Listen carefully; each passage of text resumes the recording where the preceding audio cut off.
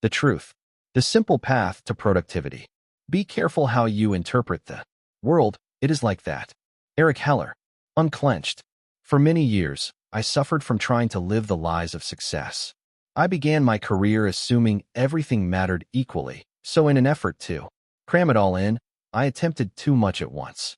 Frustrated, I eventually began to doubt I had the discipline or will to achieve success at all.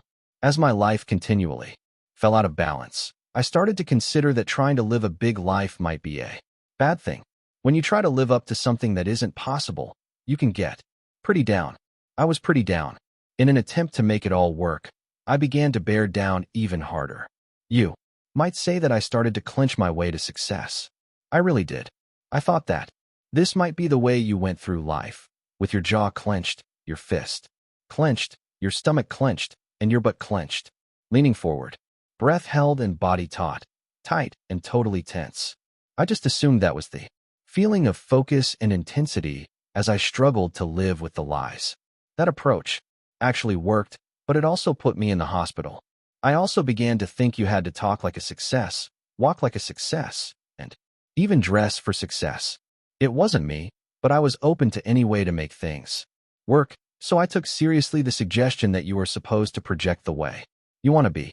That approach worked as well, but after a while, I simply got tired of playing success.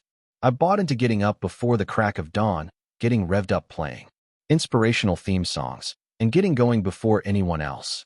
In fact, I became so full of this thinking that I would drive to the office while the rest of the city slept and then crash at my desk just to make sure that I beat everyone else to work.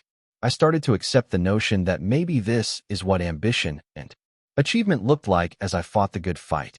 I would hold staff meetings at 7:30 in the morning and at 7:31 would actually shut the door and lock out anyone who showed up late. I was going overboard, but I was beginning to believe this was the only way you could succeed and the way you pushed others to succeed as well. This approach also worked, but in the end it also pushed me too hard, others too far, and my world over the edge. I was truly beginning to think that the secret to success was to get as tightly wound up as possible each morning, set myself on fire, and then open the door and fly through the day, unwinding on the world, until I literally burned out. And what did all of this get me? It got me success, and it got me sick. Eventually, it got me sick of success. So what did I do? I ditched the lies and went in the opposite direction.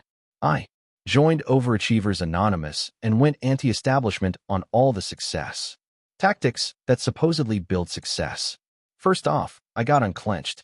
I actually started listening to my body, slowed down and chilled out.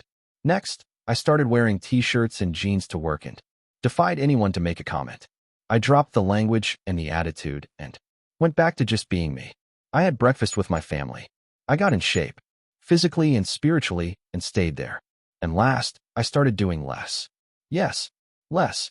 Intentionally, purposefully less. I was looser than ever, way laid back for me and breathing. I challenged the axioms of success, and guess what? I became more successful than I ever dreamed possible and felt better than I'd ever felt in my life. Here's what I found out. We overthink, overplan, and overanalyze our careers, our businesses, and our lives. That long hours are neither virtuous nor healthy, and that we usually succeed in spite of most of what we do, not because of it. I discovered that we can't manage time and that the key to success isn't in all the things we do, but in the handful of things we do well. I learned that success comes down to this: being appropriate in the moments of your life. If you can honestly say, this is where I'm meant to be right now, doing exactly what I'm doing, then all the amazing possibilities for your life become possible. Most of all, I learned that the one thing is the surprisingly simple truth behind extraordinary results.